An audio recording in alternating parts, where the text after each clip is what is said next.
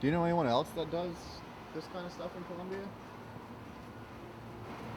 Like street art and like public art. Yeah. Well, Blue Sky. He's still doing some things, I think. He did the big tunnel.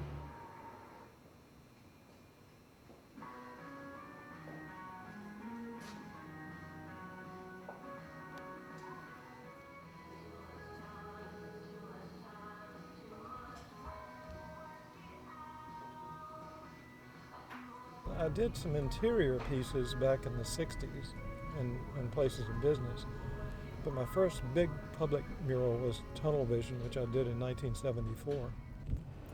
When I did Tunnel Vision in 1974, the Columbia Press ignored it. They just completely ignored it. Here I am doing the largest mural ever attempted in South Carolina.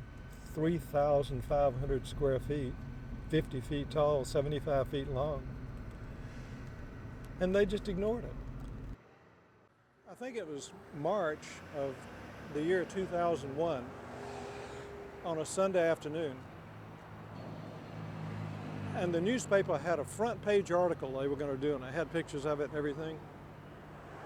The state newspaper. And that afternoon, someplace like Talladega, Earnhardt died in a car crash. And so the headlines on Monday morning were not this. And then on top of that, like that when they planned to do this project, America was in a very upbeat thing. Everybody was thinking, man, things are getting better and better and better, and everybody's making more and more money, and let's spend money on art and all of that. Now that kind of, when 2001, when first the terrorist attack, all of a sudden, America wasn't in the mood for something like this. This was too cockeyed, silly, and wacky.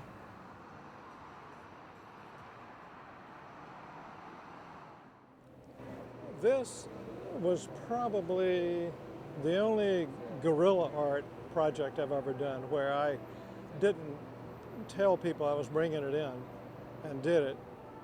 And when people came to work on a Monday morning, there it was. And I did this, I paid for everything in this project all out of my own pocket. Now, if I could have gotten public funds, which I probably couldn't have gotten,